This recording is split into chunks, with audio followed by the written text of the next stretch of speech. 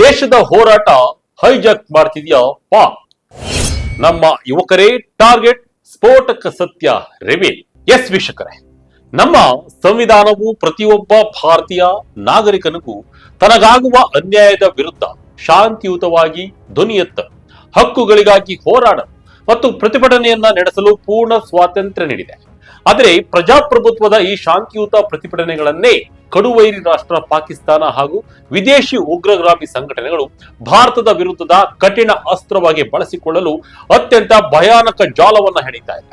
ಹೌದು, ಭಾರತೀಯ ಗುಪ್ತಚರ ಸಂಸ್ಥೆ ಅಂದ್ರೆ ಐಬಿ, ರಾಷ್ಟ್ರೀಯ ತನಿಖಾ ಸಂಸ್ಥೆ ಅಂದ್ರೆ ಎನ್ಐಎ ಹಾಗೂ ಸೈಬರ್ ಸೆಕ್ಯೂರಿಟಿ ಏಜೆನ್ಸಿಗಳು ನೀಡಿರುವ ಇತ್ತೀಚಿನ ತನಿಖಾ ವರದಿಗಳು ಇಡೀ ದೇಶವನ್ನೇ ಬೆಚ್ಚಿ ಬೀಳಿಸುವ ಸತ್ಯವನ್ನ ಬಯಲಿಗೆಳೆದಿವೆ. ವಿದೇಶಿ ಬಾಟ್ ನೆಟ್ವರ್ಕ್ಗಳು, ಪಾಕಿಸ್ತಾನ ಬೆಂಬಲಿತ ಸುಳ್ಳು ಮಾಹಿತಿ ಹರಡುವ ಐಎಸ್ಐ ಆಪರೇಟರ್ಗಳು ಮತ್ತು ಕೆನಡಾ, ಯುರೋಪ್ ಹಾಗೂ ಅಮೆರಿಕದಲ್ಲಿ ಕುಳಿತಿರುವ ಖಾಲಿಸ್ತಾನಿ ಪ್ರತ್ಯೇಕವಾದಿ ಗುಂಪುಗಳು ಒಟ್ಟಾಗಿ ಸೇರಿ ಭಾರತದ ಆಂತರಿಕ ಹೋರಾಟಗಳನ್ನ ಹೈಜಾಕ್ ಮಾಡಲು ಬೃಹತ್ ಸಂಚನ್ನ ರೂಪಿಸಿವೆ. ಹಾಗಾದ್ರೆ ಏನಿದು ಪಾಕಿಸ್ತಾನ ಮತ್ತು ಖಾಲಿಸ್ತಾನ್ ಜಂಟಿಯಾಗಿ ರೂಪಿಸಿರುವ K2 ಸ್ಟ್ರಾಟಜಿ? ನಮ್ಮ ದೇಶದ ಯುವಕರ ಬ್ರೈನ್ ವಾಶ್ ಹೇಗೆ ನಡೀತಾ ಇದೆ ಹಾಗೂ ಡಿಜಿಟಲ್ ಜಗತ್ತಿನಲ್ಲಿ ನಮಗೆ ತಿಳಿಯದಂತೆ ನಡೆಯುತ್ತಿರುವ ಆ ಸೈಬರ್ ಯುದ್ಧ ಕರಾಳದ ಮುಖವೇನು? ಈ ಎಲ್ಲ ಪ್ರಶ್ನೆಗಳಿಗೆ ಗುಪ್ತಚರ ವರದಿಗಳ ಆಧಾರದ ಮೇಲೆ ಹಂತ ಹಂತವಾಗಿ ವಿವರಣೆಯನ್ನ ಈ ವಿಡಿಯೋದಲ್ಲಿ ನೋಡ್ತಾ ಹೋಗೋಣ.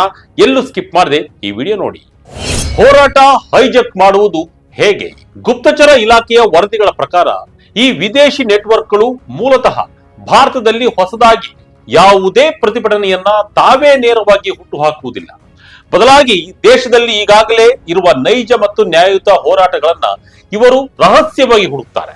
ಉದಾಹರಣೆಗೆ ರೈತರ ಬೆಲೆ ಮತ್ತು ಕೃಷಿ ಬಿಕ್ಕಟ್ಟಿನ ಹೋರಾಟಗಳು, ಉದ್ಯೋಗ ಮತ್ತು ಪರೀಕ್ಷಾ ಪ್ರಶ್ನೆ ಪತ್ರಿಕೆ ಸೋರಿಕೆಯ ವಿರುದ್ಧ ನಡೆಯುವ ಯುವಕರ ಹಾಗೂ ವಿದ್ಯಾರ್ಥಿಗಳ ಆಕ್ರೋಶ, ಕಾರ್ಮಿಕರ ಹಕ್ಕುಗಳ ಚಳುವಳಿ ಮತ್ತು ಸ್ಥಳೀಯ ಆಡಳಿತಾತ್ಮಕ ವಿರೋಧಗಳು.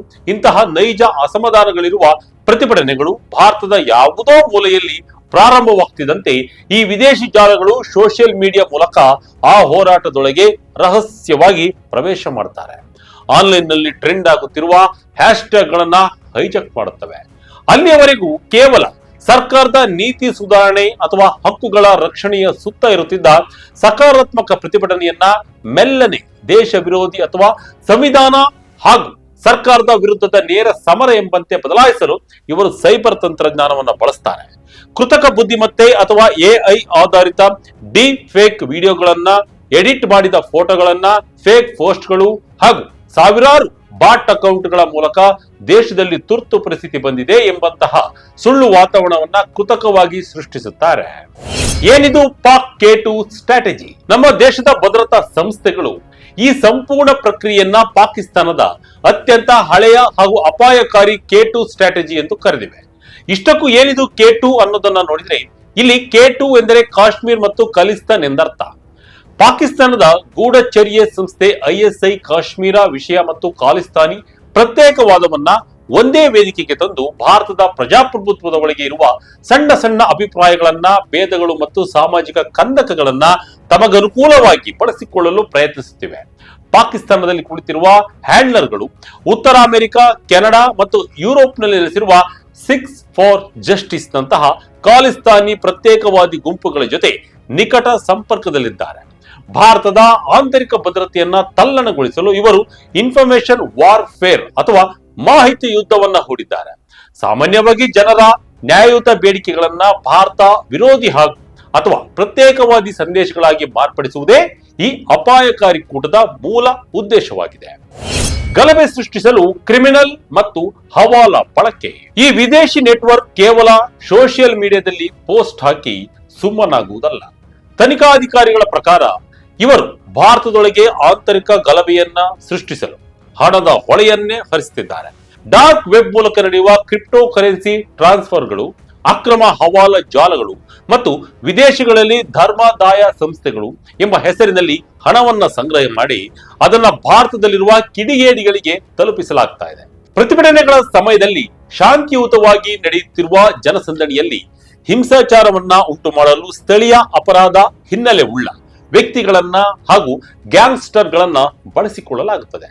ಪೊಲೀಸರ ಮೇಲೆ ಕಲ್ಲು ತೂರಿ ಅಥವಾ ದಾಳಿ ನಡೆಸಿ ಪೊಲೀಸರು ಅನಿವಾರ್ಯವಾಗಿ ಬಲ ಪ್ರಯೋಗ ಮಾಡುವಂತೆ ಪ್ರಚೋದಿಸುವುದು ಇವರ ಮುಖ್ಯ ತಂತ್ರ. ನಂತರ ಆ ಗಲಭೆಯ ವಿಡಿಯೋಗಳನ್ನ ಎಡಿಟ್ ಮಾಡಿ ಭಾರತದಲ್ಲಿ ಮಾನವ ಹಕ್ಕುಗಳ ಉಲ್ಲಂಘನೆಯಾಗುತ್ತಿದೆ ಅಥವಾ ಅಲ್ಪಸಂಖ್ಯಾತರ ಮೇಲೆ ದೌರ್ಜನ್ಯ ನಡೆಯುತ್ತಿದೆ ಎಂದು ಅಂತಾರಾಷ್ಟ್ರೀಯ ಮಟ್ಟದಲ್ಲಿ ಪ್ರಚಾರ ಮಾಡಿ ಭಾರತದ ಪ್ರತಿಷ್ಠೆಗೆ ಮಸಿ ಬಳಿಯಲಾಗ್ತಾ ಇದೆ. ಉದಾಹರಣೆಗೆ 2021ರ ಗಣರಾಜ್ಯೋತ್ಸವದಂದು ದೆಹಲಿಯ ಕೆಂಪು ಕೋಟೆಯ ಮೇಲೆ ನಡೆದ ಹಿಂಸಾಚಾರ ಹಾಗೂ ಪ್ರತ್ಯೇಕವಾದಿ ಧ್ವಜ ಹಾರಿಸಲು ಅಂತಾರಾಷ್ಟ್ರೀಯ ಮಟ್ಟದಿಂದ ಲಕ್ಷಾಂತರ ರೂಪಾಯಿ ನಗದು ಬಹುಮಾನ ಘೋಷಿಸಿದ್ದು ಇದೇ ತಂತ್ರದ ಭಾಗವಾಗಿತ್ತು ಎಂಬುದು ತನಿಖೆಯಲ್ಲಿ ಸಾಬೀತಾಗಿದೆ. ಜೆನ್ಜಿ ಯುವಕರೇ ಇವರ ಪ್ರಮುಖ ಟಾರ್ಗೆಟ್. ಸೈಬರ್ ಭದ್ರತಾ ಏಜೆನ್ಸಿಗಳು ನೀಡಿರುವ ಅತ್ಯಂತ ಎಚ್ಚರಿಕೆಯ ಕರೆ ಏನೆಂದರೆ, ಈ ಸೈಬರ್ ಗೂಢಚರ್ಯೆ ಪಡೆಗಳ ಮುಖ್ಯ ಟಾರ್ಗೆಟ್ ಇಂದಿನ ಜೆನ್ಜಿ ಅಥವಾ ಯುವ ಪೀಳಿಗೆ. ಇಂದಿನ ಯುವಕರು ಹೆಚ್ಚಿನ ಸಮಯವನ್ನ ಇನ್ಸ್ಟಾಗ್ರಾಮ್, ಎಕ್ಸ್, ಯೂಟ್ಯೂಬ್ ಹಾಗೂ ಟೆಲಿಗ್ರಾಮ್ ಗ್ರೂಪ್ಗಳಲ್ಲಿ ಕಳೀತಾ ಇದ್ದಾರೆ. ಭಾವನಾತ್ಮಕವಾಗಿ ಯುವಕರನ್ನ ಬೇಗನೆ ಕೆರಳಿಸಬಹುದು ಎಂಬುದನ್ನ ಅರಿತಿರುವ ಈ ವಿದೇಶಿ ಜಾಲಗಳು ಸಣ್ಣ ಸಣ್ಣ ವಿಷಯಗಳಿಗೂ ಅತ್ಯಂತ ಕೋಪ ಮತ್ತು ಆಕ್ರೋಶವನ್ನ ಹುಟ್ಟು ಹಾಕುವ ಶಾರ್ಟ್ಸ್ ವಿಡಿಯೋಗಳನ್ನ, ರೀಲ್ಸ್ಗಳು ಮತ್ತು ಮೀಮ್ಗಳನ್ನ ಹಂಚಿಕೊಳ್ಳುತ್ತವೆ. ಯಾವುದೇ ಸತ್ಯಾಂಶವನ್ನ ಪರಿಶೀಲಿಸದೆ ಈ ವಿಡಿಯೋಗಳನ್ನು ನೋಡುವ ಯುವಕರು ಸುಲಭವಾಗಿ ಇವರ ಜಾಲಕ್ಕೆ ಬಿದ್ದು ಶೇರ್ ಹಾಗೂ ಕಾಮೆಂಟ್ ಮಾಡುವ ಮೂಲಕ ತಿಳಿಯದೆ ದೇಶ ವಿರೋಧಿ ನಿರೂಪಣೆಗಳ ಭಾಗವಾಗಿ ಬಿಡುತ್ತಾರೆ. ಟೆಲಿಗ್ರಾಮ್ ನಂತಹ ಎನ್ಕ್ರಿಪ್ಟೆಡ್ ಆಪ್ಗಳಲ್ಲಿ ಯುವಕರನ್ನ ತಲುಪಿ ಅವರಿಗೆ ಹಣದ ಆಮಿಷ ಒಡ್ಡಿ ದೇಶ ವಿರೋಧಿ ಗ್ರಾಫಿಟಿ ಬರೆಯುವುದು ಅಥವಾ ಪೋಸ್ಟರ್ ಹಚ್ಚುವ ಕೆಲಸಕ್ಕೂ ಬಳಸಿಕೊಳ್ಳಲಾಗುತ್ತದೆ. ಭಾರತ ಸರ್ಕಾರದ ಕಠಿಣ ಕ್ರಮಗಳು. ಈ ಸೈಬರ್ ಯುದ್ಧದ ವಿರುದ್ಧ ಭಾರತ ಸರ್ಕಾರ ಹಾಗೂ ತಮ್ಮ ಭದ್ರತಾ ಪಡೆಗಳು ಸುಮ್ಮನೆ ಕುಳಿತಿಲ್ಲ. ಭಾರತದ ಮಾಹಿತಿ ಮತ್ತು ಪ್ರಸಾರ ಸಚಿವಾಲಯವು ಹಾಗೂ ಭಾರತೀಯ cyber crime coordination centre 14C ಈಗಾಗಲೇ ಇಂತಹ ನೂರಾರು ಪಾಕಿಸ್ತಾನ ಬೆಂಬಲಿತ ಯೂಟ್ಯೂಬ್ ಚಾನೆಲ್ಗಳು, ಫೇಸ್ಬುಕ್ ಪೇಜ್ಗಳು, ಎಕ್ಸ್ ಖಾತೆಗಳು ಹಾಗೂ ವೆಬ್ಸೈಟ್ಗಳನ್ನ ದೇಶದಲ್ಲಿ ಶಾಶ್ವತವಾಗಿ ಬ್ಯಾನ್ ಮಾಡಿದೆ. ವಿಶೇಷವಾಗಿ ರೈತರ ಹೋರಾಟ, CAA ಪ್ರತಿಭಟನೆಗಳು ಹಾಗೂ ಧಾರ್ಮಿಕ ಸೂಕ್ಷ್ಮ ಸಂದರ್ಭಗಳಲ್ಲಿ ಸುಳ್ಳು ಸುದ್ದಿಗಳನ್ನು ಹರಡುತ್ತಿದ್ದ 10 ಅಂತಾರಾಷ್ಟ್ರೀಯ ಟೂಲ್ ಕಿಟ್ ಜಾಲಗಳನ್ನ ಭಾರತದ ಸೈಬರ್ ವಿಭಾಗ ಪತ್ತೆ ಹಚ್ಚಿ ಧ್ವಂಸಗೊಳಿಸಿದೆ. ಸೈಬರ್ ಭದ್ರತೆಯನ್ನ ಬಲಪಡಿಸಲು ಪ್ರತ್ಯೇಕ ಮಾನಿಟರಿಂಗ್ ಸೆಲ್ಗಳನ್ನ ತೆರೆಯಲಾಗಿದೆ. ಆದಾಗ್ಯೂ ತಂತ್ರಜ್ಞಾನ ಬೆಳೆದಂತೆ ಈ ವಿದೇಶಿ ಪಡೆಗಳು VPN ಹಾಗೂ AI ತಂತ್ರಜ್ಞಾನ ಬಳಸಿ ಹೊಸ ರೂಪದಲ್ಲಿ ಸೈಬರ್ ದಾಳಿ ಮುಂದುವರಿಸುತ್ತಲೇ ಇವೆ. ಇತ್ತ ಭದ್ರತಾ ಸಂಸ್ಥೆಗಳು ಸ್ಪಷ್ಟವಾಗಿ ಹೇಳುವ ಒಂದು ಮಾತೆಂದರೆ, ದೇಶದಲ್ಲಿ ಪ್ರತಿಭಟನೆ ನಡೆಸುವ 99% ಸಾಮಾನ್ಯ ನಾಗರಿಕರು, ರೈತರು ಅಥವಾ ಯುವಕರು ನೈಜ ಕಾಳಜಿಯಿಂದ ಹೋರಾಟವನ್ನ ಮಾಡುತ್ತಿರುತ್ತಾರೆ. ಅವರು ಖಂಡಿತ ದೇಶದ್ರೋಹಿಗಳಲ್ಲ.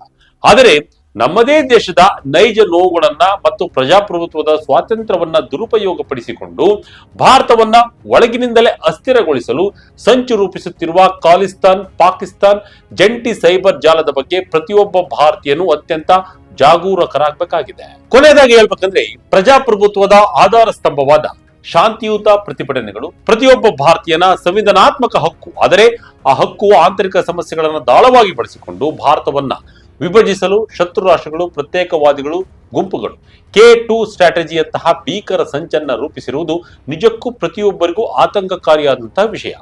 ವಿಶೇಷವಾಗಿ ಸೋಷಿಯಲ್ ಮೀಡಿಯಾದಲ್ಲಿ ಸಕ್ರಿಯವಾಗಿರುವ ಇಂದಿನ ಯುವಜನತೆ ಯಾವುದೇ ಪೋಸ್ಟ್ ಅಥವಾ ವಿಡಿಯೋವನ್ನ ಶೇರ್ ಮಾಡುವ ಮೊದಲು ಅದರ ಸತ್ಯಾಸತ್ಯತೆಯನ್ನ ಪರಿಶೀಲಿಸುವುದು ಕಡ್ಡಾಯವಾಗಿದೆ. ಕಣ್ಣಿಗೆ ಕಾಣದ ಈ ಸೈಬರ್ ಯುದ್ಧದಲ್ಲಿ ಸುಳ್ಳು ಸುದ್ದಿಗಳಿಗೆ ಮರಳಾಗದೆ ದೇಶದ ಐಕ್ಯತೆ ಮತ್ತು ಶಾಂತಿಯನ್ನ ಕಾಪಾಡುವುದು ನಮ್ಮೆಲ್ಲರ ಹೊಣೆಯಾಗಿದೆ. ಇದಾಗಿತ್ತು ಈ ಕ್ಷಣದ ಇಂಟ್ರೆಸ್ಟಿಂಗ್ ಸ್ಟೋರಿ. ಇದೇ ರೀತಿಯ ಸ್ಟೋರಿಗಳಿಗಾಗಿ ವಿಜಯ ಕನಕ website, YouTube page, Facebook page follow ಮಾಡ್ತಾ ಇರಿ. ಧನ್ಯವಾದಗಳು.